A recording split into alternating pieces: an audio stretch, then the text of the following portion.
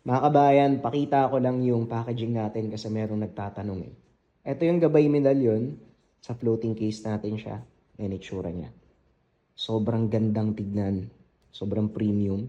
Plus, nandito sa loob ng gold envelope yung orasyon, yung prayer, kasama ng free stickers. Ito naman yung habak de bala. Sobrang gandang tignan, di ba? Yan. Kasi ito, pag yung mga bracelet, ganito rin yung itsura niya. Ito yung talaghay kontra inggit. Sa nagtatanong, yung itsura ng packaging natin. Nasa gold envelope lahat ng orasyon. At di pa yan tapos dyan kasi babubble wrap pa yan. Plus, ilalagay dito sa support local products nating Ziploc. Di kayo tinipid dito mga kabayan. Hindi kayo mapapaya kung ireregalo nyo yan kasi sobrang premium ng quality natin. Sa lahat ng interesado, message lang. Salamat. Ang kwentong ito ay hango sa totoong buhay. Mula ito sa isa nating kabayan na itago na lang natin sa pangalang Simon. Walang eksaktong taon. Probinsya ng Iloilo. Nang mga panong ito, 15 taong gulang pa lamang itong si Simon. Nag-aaral ng sekundarya at bilang pangtusto sa sarili, sumama ito sa kanyang tiyuhin upang mangisda. Hindi na nakapaghanap buhay ang ama dahil na rin sa natamong pinsala sa baga, dulot ng paninisid ng lamang dagat gamit ang kompresor. Kaya naman napilitan si Simon na kumayod upang makapagtapos ng pag-aaral. Nakatayo malapit sa dalampasigan ang bahay ng binata. Kahit anong oras nitong gustuhin, nagagawa niyang manguha ng mga lamang dagat para ibenta. Hindi rin madalas nakakasama ang binata sa chewing dahil minsan ay lumalakad ito ng solo lalo na kapag walang isdang nahuli. Sa ganitong pagkakataon, madaling araw pa lang ay gising na ang binata upang mangilaw ng lamang dagat sa hibasan. Kadalasang nauhuli nito ay pusit, maliliit na pugita, o hindi kaya naman mga kabibe at susong dagat. Ibinibenta nito ang mga nauhuli sa palengke na siya namang ipinagbibili ng gamot ng ama at baon sa paaralan. Masaya si Simon sa kanyang ginagawa at dahil sa gawaing ito nagbago ang buhay ng binata. Isang hapon, habang naghahanda ng mga lambat na dadalhin, nakita nito ang mga kalalakiyang may pasang-pasang malalaking pagi at dahil tapos na din ang trabaho, sinundan nito ang mga kalalakian. Tinimbang ang malaking pagi. Umabot ito ng maigit 120 kilo. Napakahaba ng buntot nito. Nakagad namang pinutol ng nakabili. Dinampot ito ng isang matanda at nilagay sa sako. Nagtaka ang binata kung ano ang gagawin ng matanda sa buntot. Kaya kagad niya itong nilapitan para kausapin. "Manong, ano pong gagawin niyo dyan sa buntot ng pagi? Hindi niyo naman na makakain yan ah." Tanong ng binata. Tumawa ng malakas ang matanda at nagsalita.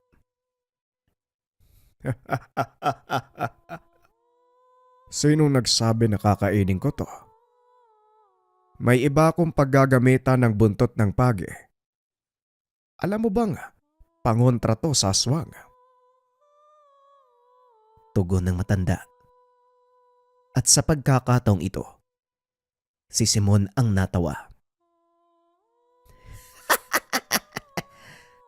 "Aswang, Manong, naniniwala ka dun? Hindi naman totoo yun eh. Sa tinagal-tagal kong nangingilaw sa dalampasigan, ni minsan hindi pa ako nakaengkwentro ng aswang. Kaya hindi po ako naniniwala sa mga ganyan." Wika ng binata. Naglakad na palayo ang matanda. Bahala ka kung hindi ka maniniwala. Pero wag mo sana kong sisihin kung isang araw ay bigla ka na lang makasalubong ng aswang sa dalampasigan. Hindi naman pinansin ni Simon ang sinabi ng matanda. Kagad siyang bumalik sa bangka. Inantay ang chewin. Ilang sandali pa ay dumating na ito bitbit ang ilan pang gamit pangisda. Kasama ng mga ito ang napakaraming kawil na karaniwang pinanguhuli ng pagi. O Simon, pakitulungan nga akong magkarga ng mga kawil sa bangka. Maganda daw panghuli ng pagi kaya dinala ko to. Baka sakaling malaki ang kitain natin. Wika ng chewin. Hindi naman nagreklamo si Simon. Kahit alam niyang dagdag trabaho ito para sa kanya. Pagkarating sa laot, kagad ng inarya ng dalawa ang lambat. Kasunod nito ay ang mga kawil na pinainan ng maliliit na alimasag. Mahigit 500 kawil ang ibinabad nila sa tubig. Dahil sa sobrang pagod, nakatulog ang binata. Hinayaan na lang ito ng chewin dahil alam niya kung gaano nakakapagod ang pag-aarya ng mga kawil. Ilang sandali pa ay ginising na ang binata para hanguin ang lambat. Sa kasamaang palad, hindi nila namalayang napadpad ito sa mababaw na parte kaya walang nahuling isda. Samantalang ang mga kawil naman, lubog na lubog ang mga buya. Palatandaang marami itong huli.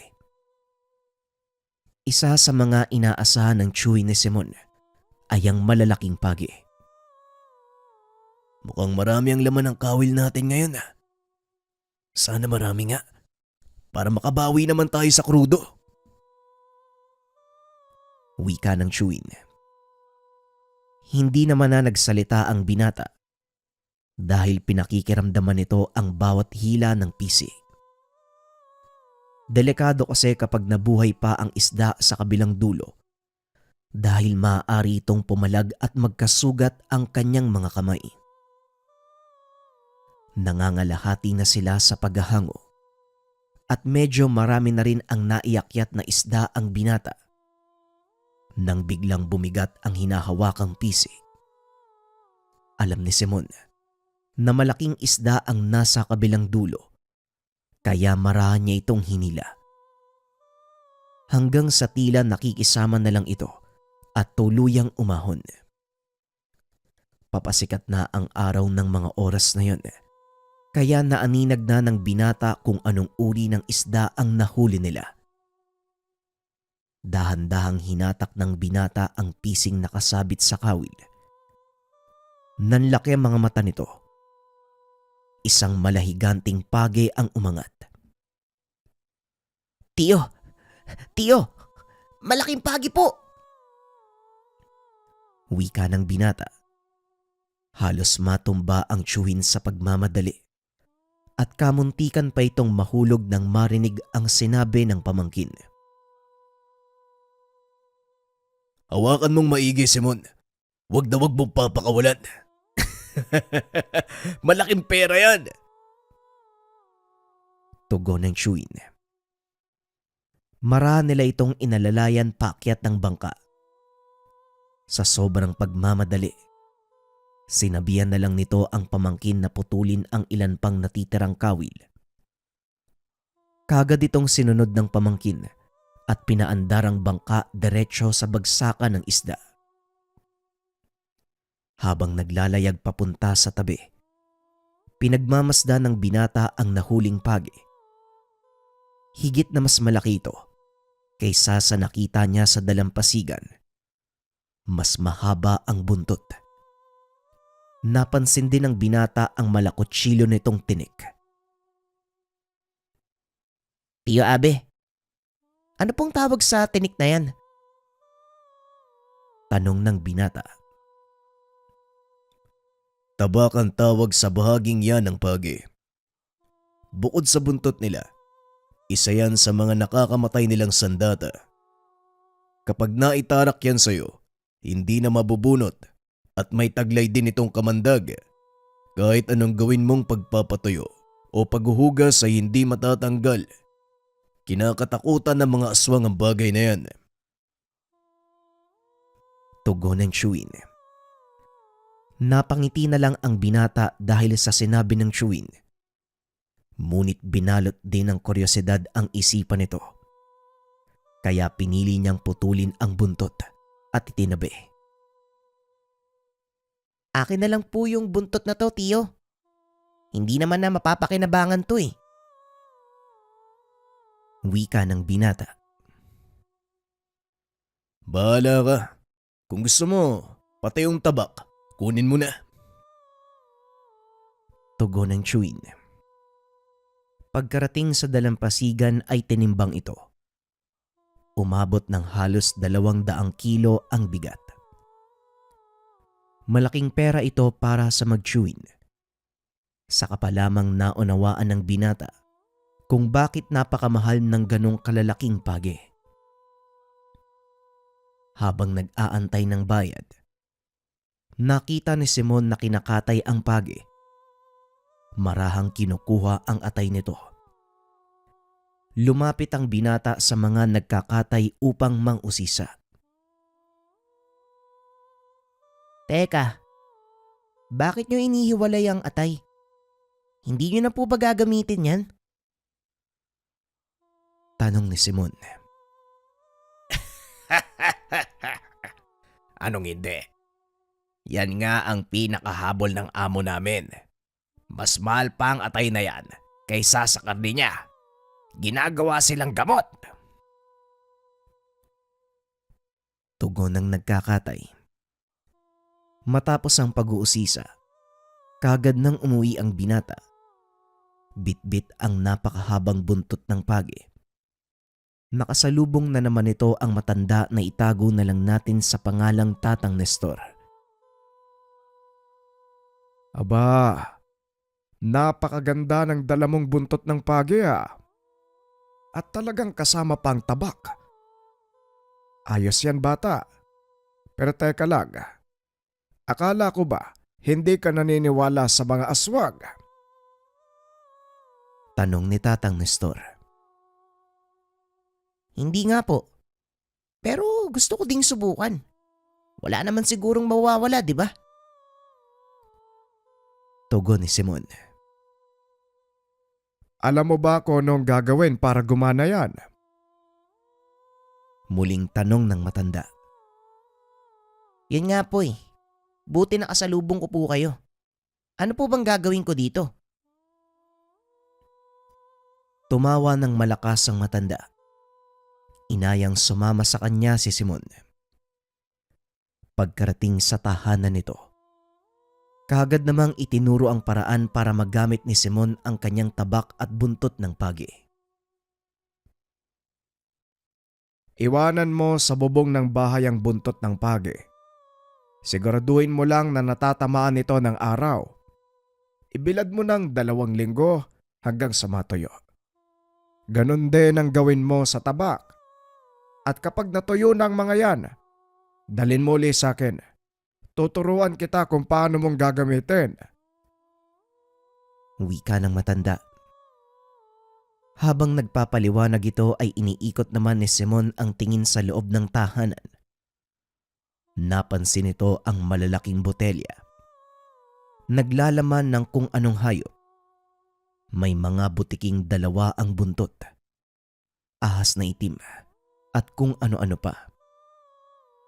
Walang nakakaalam ng sekreto ng matanda sa lugar.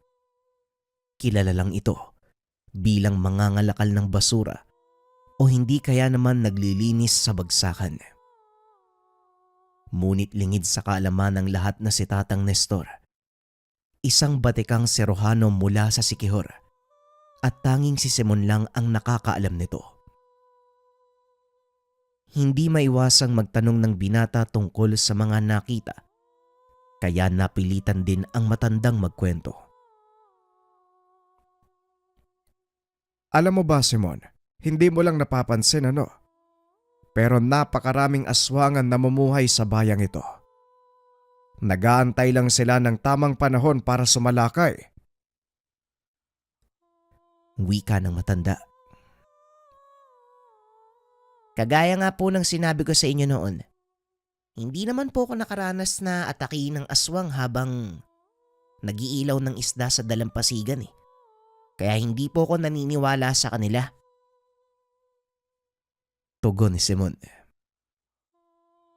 Siguro, hindi mo pa nalalaman sa ngayon. Kapag natuyo na yung buntot ng pagi at tabakbo, doon natin makikita. O siya, umuwi ka na. Baka hinahanap ka na ng nanay at tatay mo. Wika ni Tatang Nestor.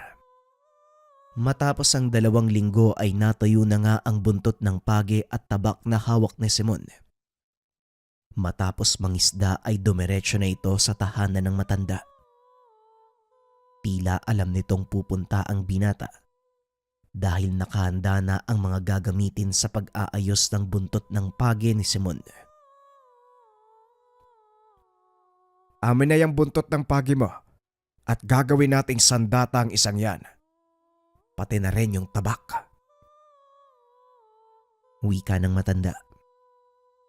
Kagad namang ibinigay ni Simon ang mga ito. Naupo sa harapan si Tatang Nestor habang pinapanood ang matanda.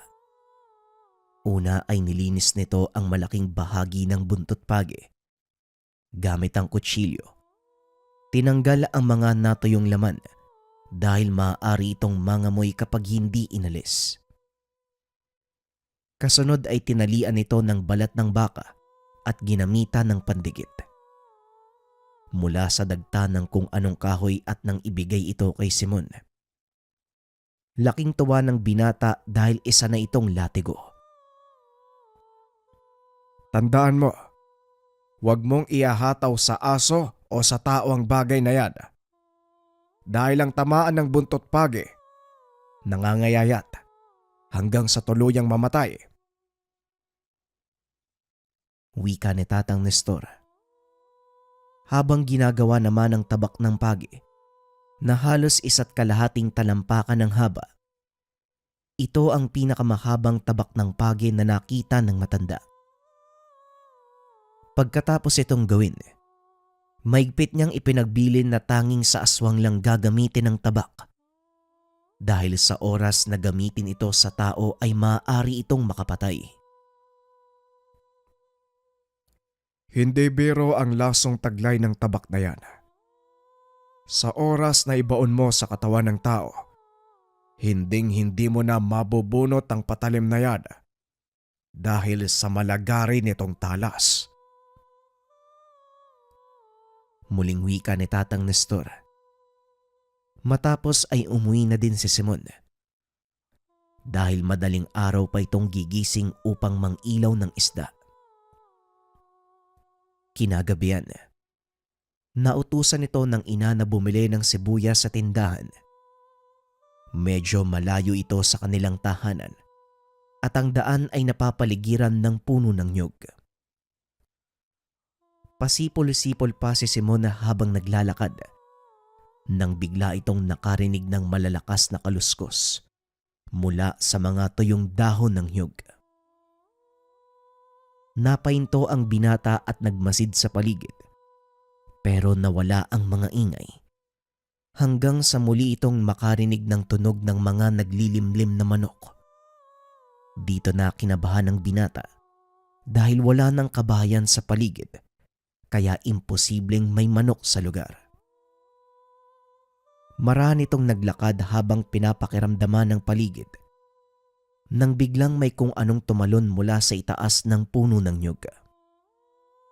Nanayo ang balahibo ng binata. Dali-dali itong tumakbo pabalik ng tahanan. Naalala nitong naisuksok niya ang buntot ng pagi sa bubong ng kusina. Kagad niya itong kinuha. Muling lumabas. Hanggang sa isang anino ang nakita niyang dumaan. Masyadong mabilis ang kilos ng nilalang. kaya hindi niya gaanong naaninag ang anyo. Sumandalang binata sa dingding ng bahay habang inaantay ang muling paglabas ng nilalang. Ngunit laking gulat nito dahil nanay niya ang nakita. "Nay, pumasok po kayo sa bahay. Meron pong aswang!" Wika ni Simon. Bigla namang natawa ang ina sa sinabi ng binata. Ngunit nang makarinig ito ng kaluskos sa puno ng pandan, kagad itong tumakbo papasok ng bahay. Biglang napatingala si Simon. Nakita ang hawakan ng punyal na gawa sa tabak ng pagi. Iniwan niya ito dahil hindi pa nagagawa ng sisidlan. Delikado ito kung sakaling matusok siya ng talim. Dali-dali itong binunot ng binata mula sa bubong. Habang naglalakad papunta sa pandan, bigla itong nakarinig ng angin na tila nagmumula sa dalawang aso. Sinundan ito ng mahinang kaluskos na tila unti-unting papalapit sa kanyang kinaroroonan. Hanggang sa lumabas ang nilalang sa pinagtataguan. Akmang dadambahin si Simon, bigla niya itong hinataw ng hawak na latigo at itinarak sa braso ang hawak na tabak. Napasigaw ang nilalang. Sa sobrang lakas, nabulahaw ang ilan sa kanilang mga kapitbahay. Naglabasan ang mga ito at may dalang sulo at sagwan sa pag-aakalang may gulong nangyayari sa lugar. Isa sa mga lumabas ay ang tiyuhin ng binatang si Abe. Anong nangyari dito, Simon? Bakit may hawak kang latigo? At ano yung ingay na yun? Ikaw ba ang may gawa nun? Tanong ng tiyuhin. Hindi po, tiyo. May kung anong nilalang po yung sumalakay sa akin eh. Nagawa ko po siyang saksakin ng tabak at mahataw po yung buntot ng pagi. Kaya malamang hindi pa po nakakalayo yun. Tugon ng binata.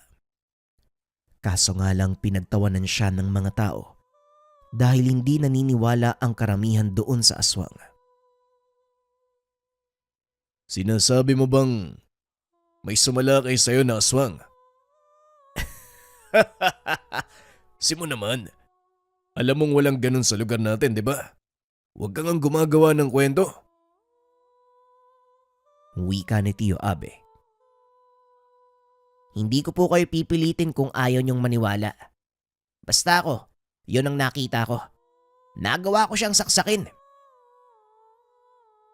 Tugon ng binata. Muling tumawa ang mga tao. May isa sa mga ito ang nagsabi na atungal ng baboy ang narinig nila.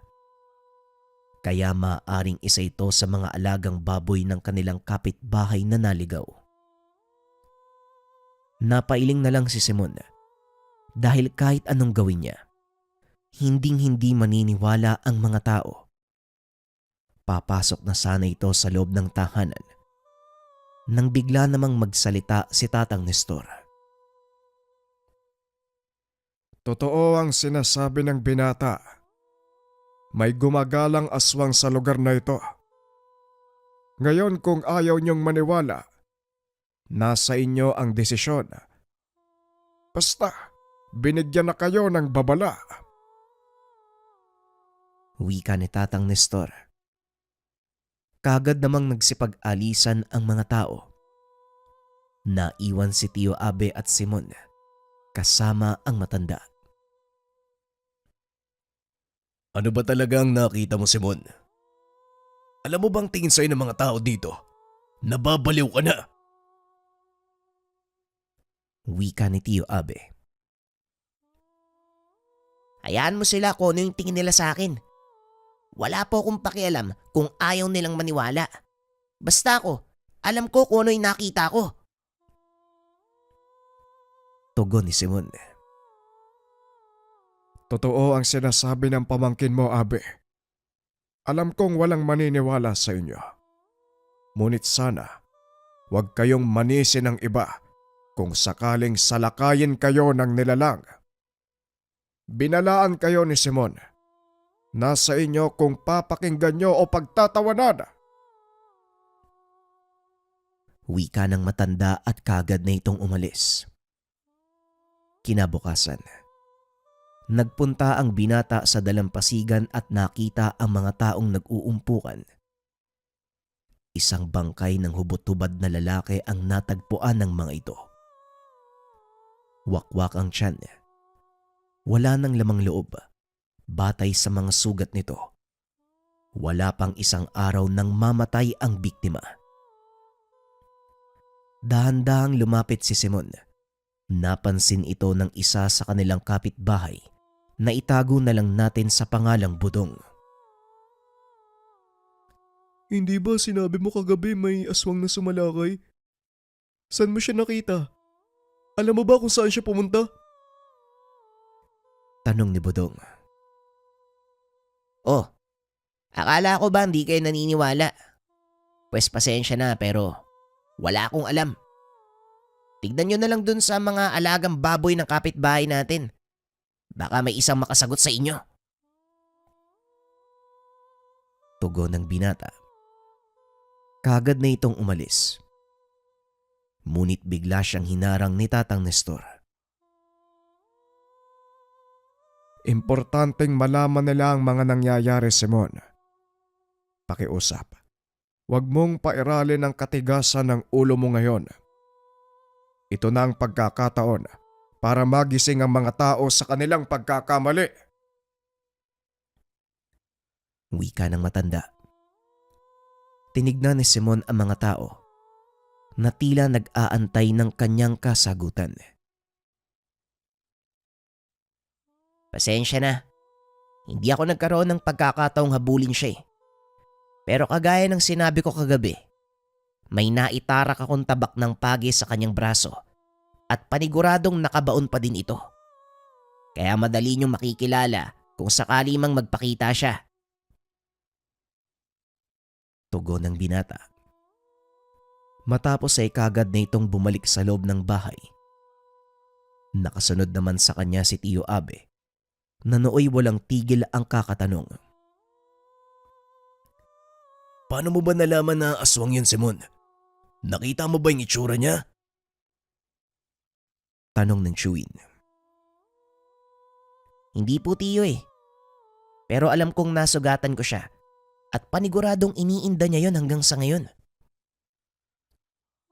Tugon ni Simon. Imposibleng gumaling ang kanyang pinsala. Unti-unti siyang papatayin ng laso ng tabak. Ngunit paniguradong bago siya tuluyang mamatay, sisiguraduhin niyang makakabawi siya sa iyo, Simon. Wika ni Tatang Nestor. Kung ganon Tatang Nestor, kailangan kong maging handa. Dahil anumang oras, maaari siyang bumalik, tama? Tanong ni Simon. Oo, pero hindi mo na dapat antayin siya pa ang sumugod sa iyo.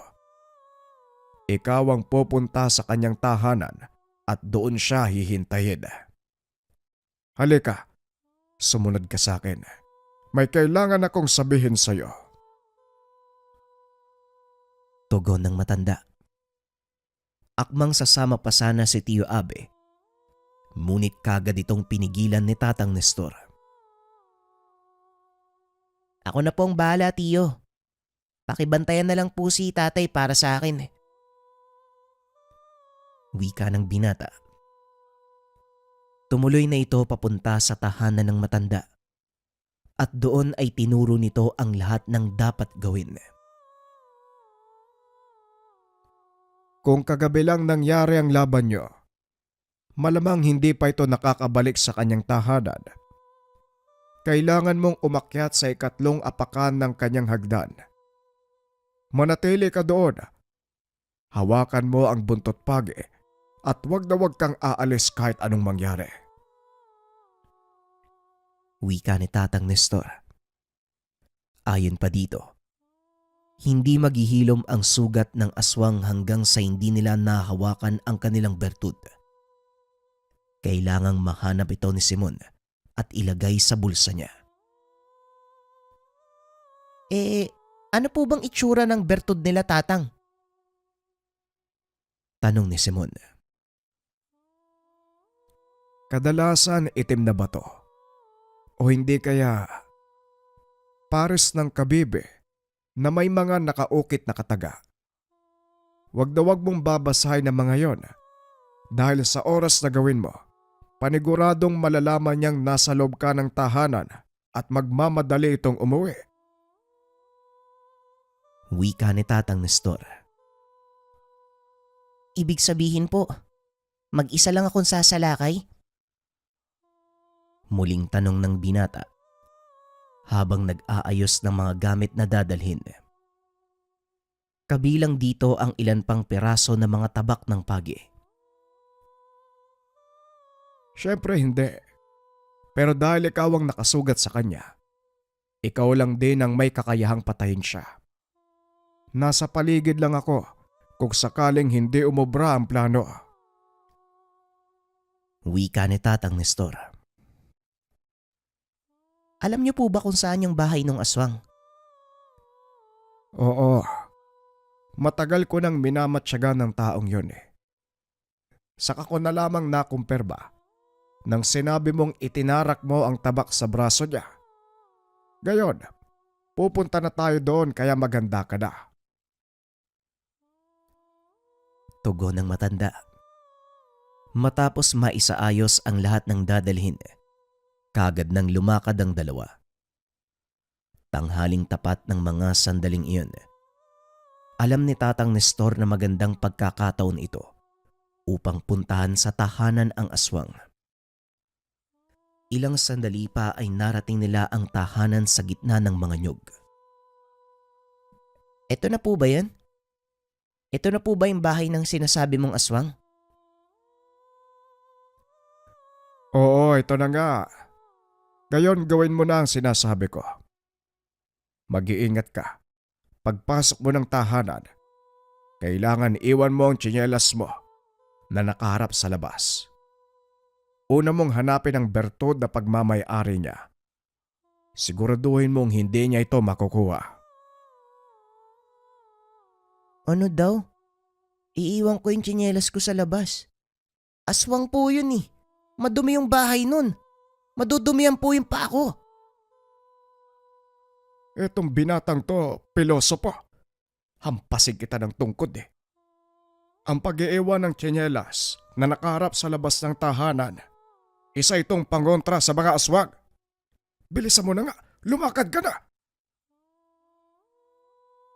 Tugon ng matanda. Bagaman kabado, itinuloy ni Simon ang kanilang plano. Pagkaakyat nito sa tahanan, hinanap ng binata ang sinasabing bertud ng aswang. Kagaya nga ng sinabi ni Tatang Nestor, natagpuan ng binata ang bertud sa silangang bahagi ng tahanan. Nang makuha ito, kagad niyang isinilid sa bulsa at naupo sa ikatlong baitang ng hagdan. Napansin nito, bumubulong ang matanda ng orasyon habang nagpapahid ng kung ano sa katawan. Nanlaki ang mga mata ni Simon nang bigla itong maglaho, ngunit naririnig niya itong magsalita. Huwag kang aalis. Nandito lang ako.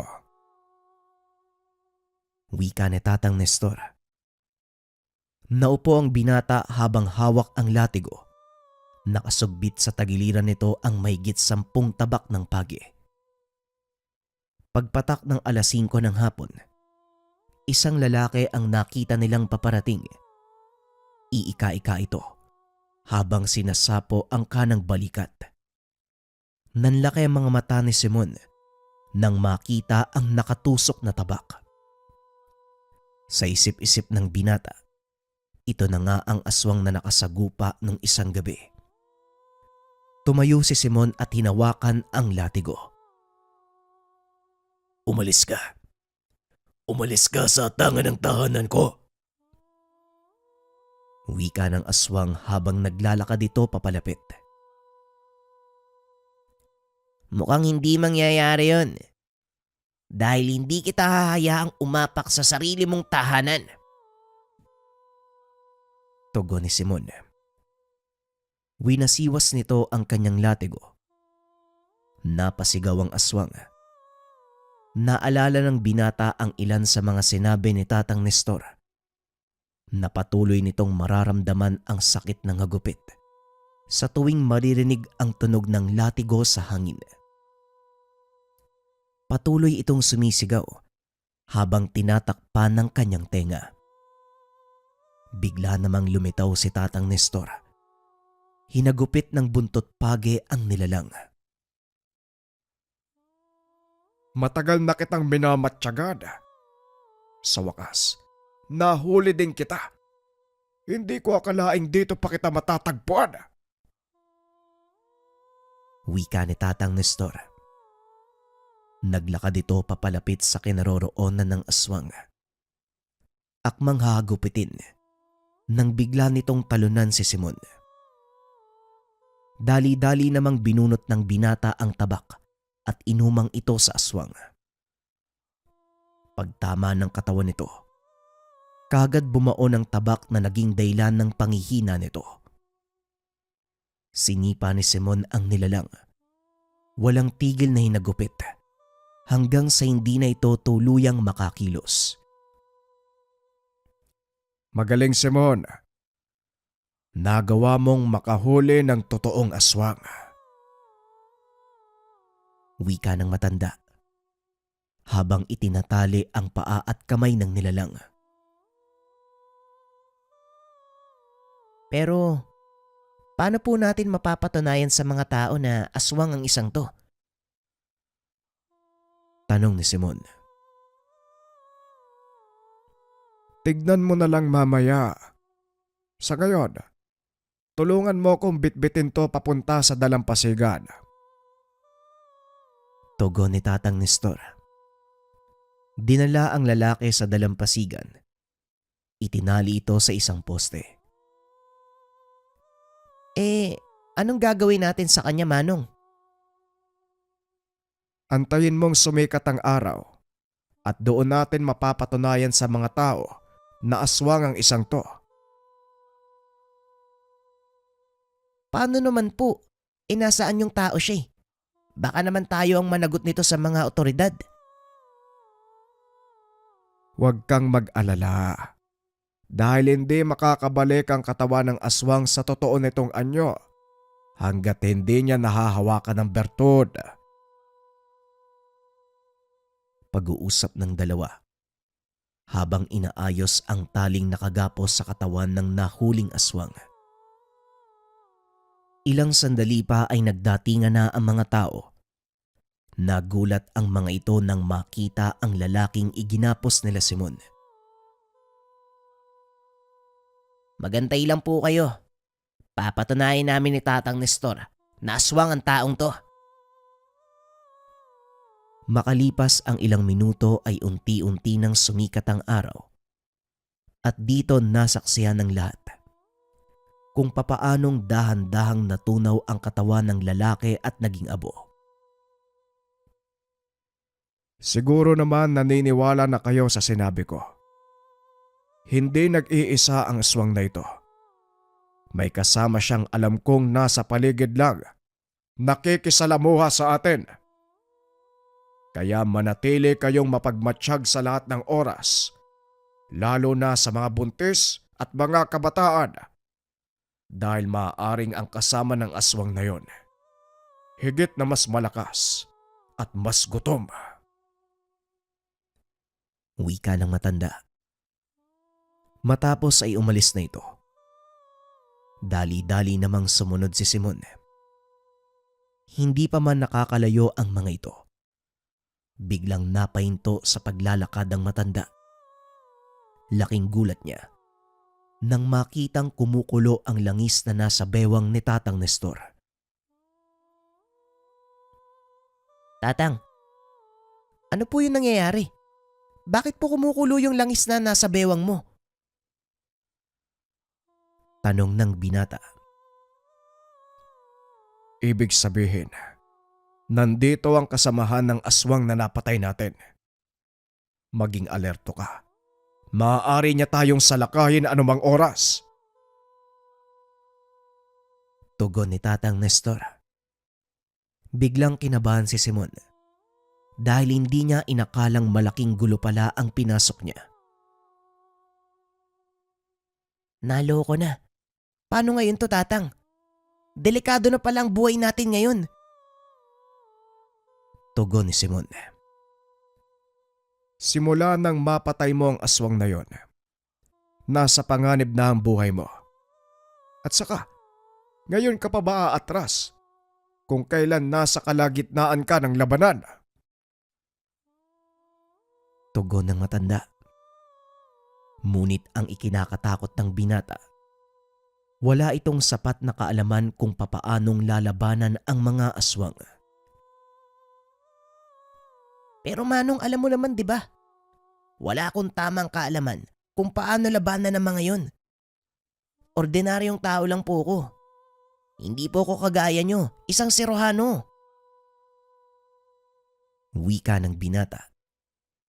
Ay nako, ang batang to, ang daming sinasabi. Simple lang ang solusyon dyan. Tugon ng matanda habang nakangiti. Simple. Itong matandang to nakakainis din eh. Paano nga po? Muling tanong ng binata. Tinitigan ito ng matanda at muling nagsalita. Edi, maging sirohano ka. Hina ng utak mo. Ang buong akala ni Simon ay nagbibiro ito. Kinagabihan habang nagpapahinga. Naupo ang binata sa atangan ng tahanan. Iniisip nitong maigi ang nangyari. Hindi pa rin makapaniwala na magagawa niyang makapatay ng isang totoong aswang. Habang nagmumuni-muni, nakita nito si Tatang Nestor na naglalakad papunta sa kanilang tahanan. Haba, mabuti naman at nandito ka. Akala ko nang ilaw ka na ng isda eh. Samahan mo ko. May gagawin tayo. Wika ng matanda. Sumilip si Simon sa loob ng tahanan. Nakitang tulog na ang mga kapatid at magulang. Kaagad itong tumayo at sumunod sa matanda. Bitbit ng binata ang kanyang tabak. Sa mga hindi nakakaalam, tabak ang tawag sa tinik na nakausli sa gawing buntot ng pagi. Kilala ito sa tawag na binsol. Ito ang pinakadelikadong sandata ng pagi at sa oras na matamaan ka nito, paniguradong mamimilipit ka sa sakit. Kadalasang nauuwi sa kamatayan. Habang naglalakad, laking pagtataka ng binata dahil hindi naman papunta sa tahanan ng matanda ang daang tinatahak. Manong, sandali lang. Hindi ba tayo pupunta sa inyo? Parang ang layo naman ata ng daang to. Papunta to sa bayan eh. Wika ni Simon. Oo, Simon. Papunta na tayo sa bayan. Gusto ko magpasama sa'yo dahil may hahanapin akong tao. Pasensya ka na kung ginabi tayo. Ayos lang po pero gaya nga po ng sabi nyo, bakit gabi natin pupuntahan yung tao? Pwede namang umaga. O bakit hindi kaya bukas? Mainit no? Ayaw mong maarawan? Ay, naku talaga itong batang to. Kailangan pa pinapaliwanag lahat eh. Ngayon lang ang tanging pagkakataon natin para kausapin siya. Dahil minsan sa loob ng 10 taon lang dumadaan sa bayang ito ang sinasabi kong tao. At para sa kaalaman mo, isa siyang ermitanyo. Kaya mag-iingat ka sa mga sasabihin mo sa kanya. Tugon ng matanda. Ilang minuto ang nakalipas narating na nila ang walang katao-taong bayan. Naglakad ang dalawa papunta sa plaza. Doon nila nakita ang isang matandang lalaking nakaupo. Kung titignan, pangkaraniwang matanda lang ito. Ngunit nang nakipag-usap na si Tatang Nestor, napansin ng binatang kakaibang lingwahe ang ginagamit ng dalawa. Hindi nakisali sa usapan si Simon dahil bukod sa hindi nito maintindihan ang mga salita, wala din siyang alam sa kung ano ang tinatalakay ng dalawa. Sa kalagitnaan ng pag-uusap, may inabot kay Tatang Nestor ang matanda. Matapos ay tumayo, naglakad na papalayo. Laking gulat ni Simon dahil bigla itong nawala. Tatang! Tatang! Saan po nagpunta yung matanda? Bakit biglang nawala? Mamaya ko na sasagutin ang mga katanungan mo. Sa ngayon, magmadali na muna tayong makabalik. Tugon ng matanda pagdating nito sa tahanan. Saka pa lamang binuksan ni Tatang Nestor ang ibinigay sa kanya. Puro halamang ugat ito. May mga itim na tangkay na noon pa lamang nakita ni Simon. Tang, para saan po yung mga yan? Mga sangkap sa paggawa ng lanang kagaya nito. Gagawa ko ng isa pa dahil kakailanganin mo ang ganitong uri ng gamit para malaman kung paparating na ang mga kalaban.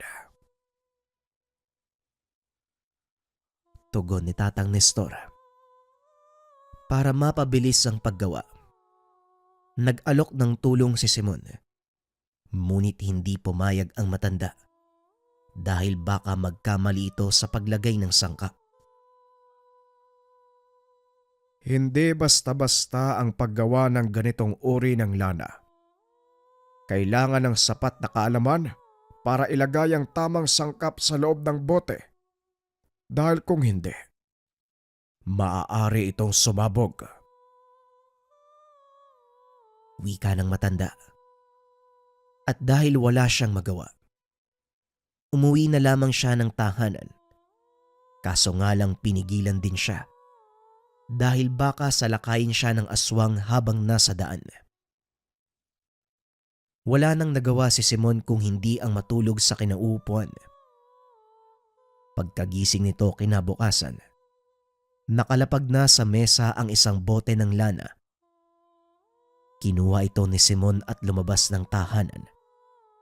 Nakita nitong nagsasalansan ng mga nakalakal na plastik ang matanda. Magandang umaga po, Tatang. Parang hindi po yata kayo natulog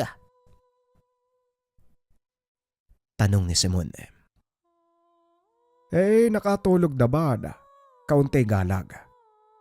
Hayan, gawa na ang lana para sa'yo. Magagawa mo nang malaman kung may papalapit na aswang. Nga pala, may bibigay ako sa'yo. Sandali lang, antayin mo ko dito. Naglakad ang matanda papasok ng bahay. Nang lumabas ito, meron siyang dalang maliit na itim na libro. Ano po to, Tatang? Tanong ni Simon. Isa yang libretang naglalaman ng mga dasal at kaalaman sa panggagamot. Basahin mo yan nang may matutunan ka sa pagiging serohano.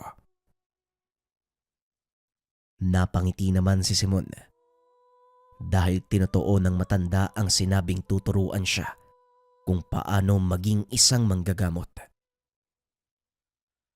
Pinag-aralan ng binata ang libretang ibinigay.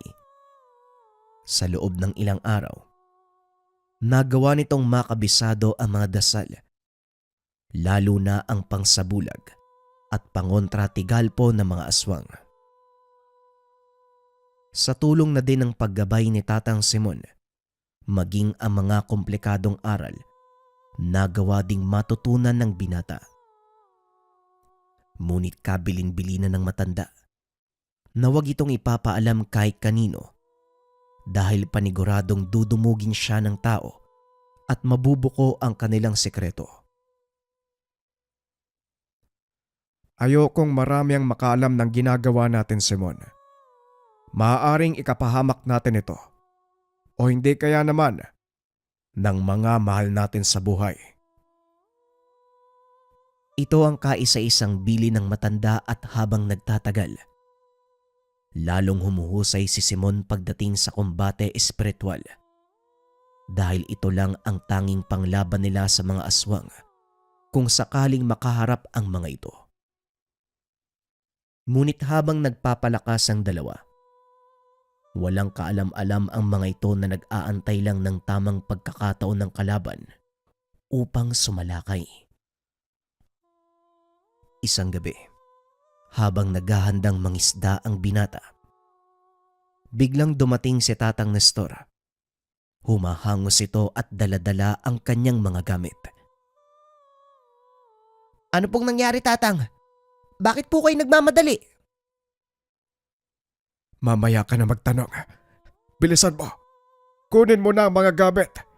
Kailangan na nating magbadali. Tugon ni Tatang Simon. Dali-dali namang bumalik ng bahay si Simon. Nakasalubong nito ang tiyuhin. Tiyo Abe, hindi na muna ako sasama. May importante akong lakad. Wika nito. Hindi na binigyan ng pagkakataong makasagot ang tiyuhin. Dali-daling kinuha ang mga gamit. Kaagad na ding bumalik sa kinaroroonan ni Tatang Nestor. Handa na po ako, Tatang. Pero saan po ba tayo pupunta? Muling tanong ng binata. Nagsimula nang manalakay ang mga aswang. Kaya pala kumalma sila sa loob ng mahabang panahon. Dahil naghahanda sila sa maramihang pag-atake. Wika ni Tatang Nestor. Ganun po ba? Siguro naman sapat nang natutunan ko para labanan sila, di ba? Kung pagbabatayan ang kaalaman mo, wala na akong masasabi. Ang tanong dito, kung paano mong magagamit ang mga yan sa aktwal na laban. Bueno, nandito naman na tayo eh. Bakit hindi na lang natin subukan ng malaman ano?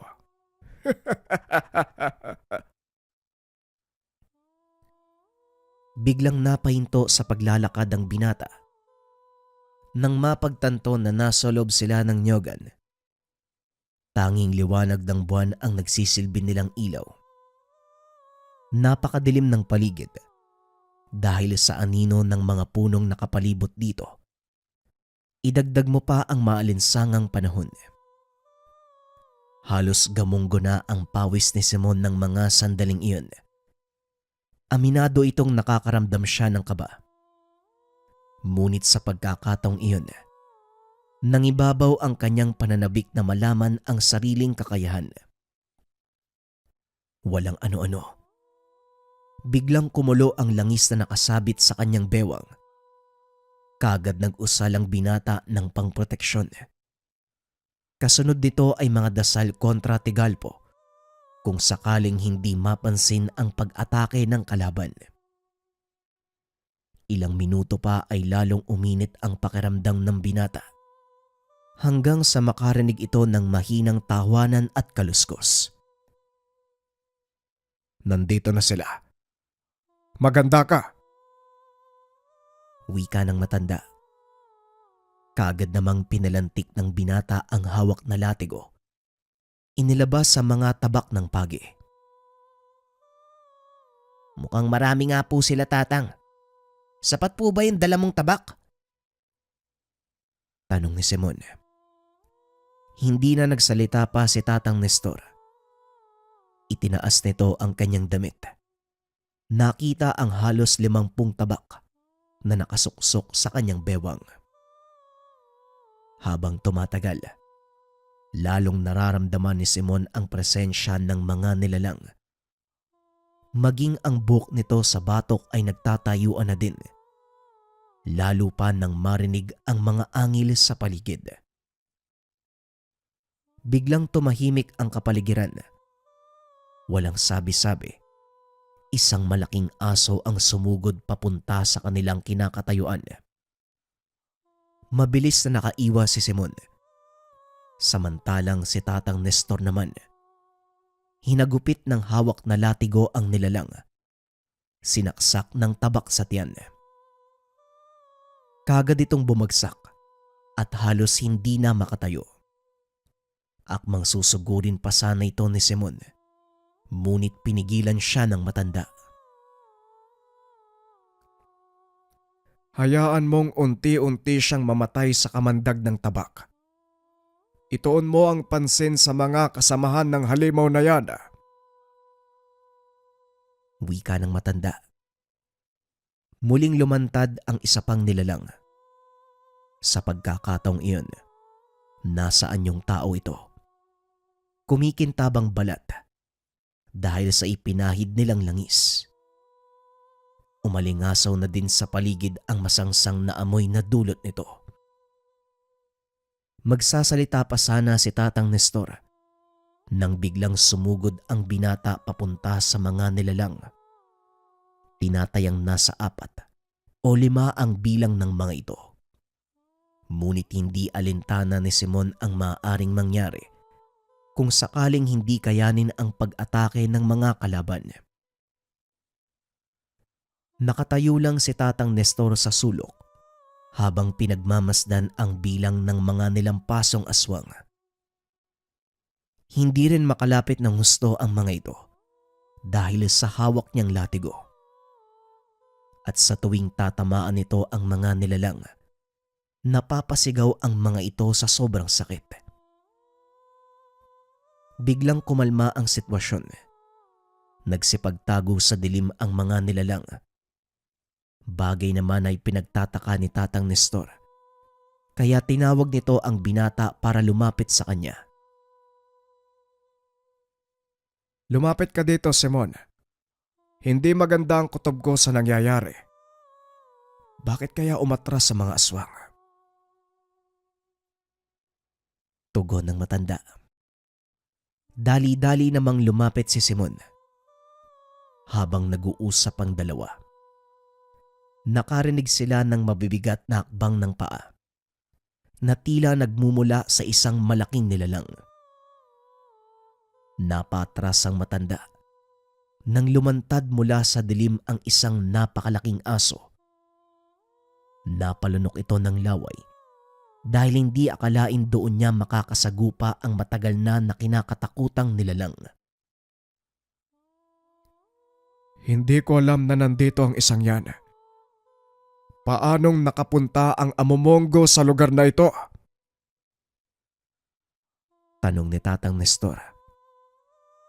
Ramdam ni Simon ang takot ng matanda, kaya gumawa ito ng paraan para kahit papano ay mabawasan ang takot nito. Kahit gaano pa kalaki ang Tatang, kaya nating talunin yan. Kagaya nga ng mga kasama niya, isa lang din siyang pangkaraniwang aswang. Mas malaki nga lang. Tugon ni Simon. Hindi mo alam ang sinasabi mo, Simon. Siguradong sa pagkakataong ito, kailangan nating umatras. Nagulat ang binata sa sinabi ni Tatang Nestor. Aatras. Nababaliw na po ba kayo? Nandito na tayo eh. Sa oras na umatras tayo, sa tingin mo, hindi tayo habulin yan? Wika ni Simon. Napailing na lang si Tatang Nestor. Ay nako, Simon. Minsan ko nang nakaharap ang nilalang na yan at sasabihin ko sa'yo, ito ang dahilan ng kamatayan ng aking kapatid. Tugon ng matanda. Pero imbis na panghinaan ng kalooban, lalo pang kinumbinsi ni Simon ang matandang labanan ang nilalang. Yun ang nga Tang eh. Pinatay na po yung kapatid mo. Sa tingin mo, bakit nakatayo ka ngayon sa harapan ng nilalang na yan? Para ano? Para makipagkumustahan? Ito ang pagkakataon mo para ipagiganti siya. Pakiusap, magtiwala ka sa akin. Alam ko kung paano siyang lalabanan. Muling wika ni Simon. Sinabihan din ito si Tatang Nestor na manatili sa isang sulok at manood sa kanyang gagawin. Kinuha din ni Simon ang ilan sa mga tabak na dala ng matanda.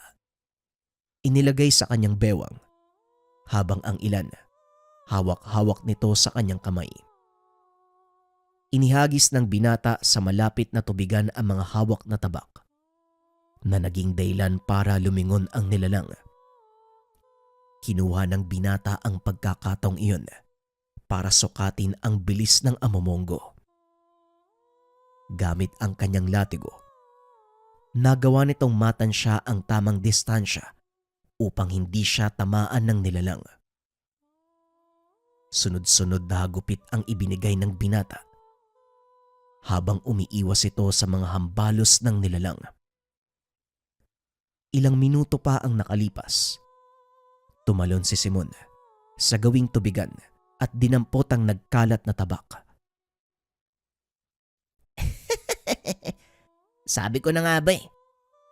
Tubig alat ito. Ngayon humanda ka. Wika ni Simon. Sabay saboy ng tubig sa mukha ng amomongo. Napasigaw ito dahil pinasok ng tubig alat ang kanyang mga mata.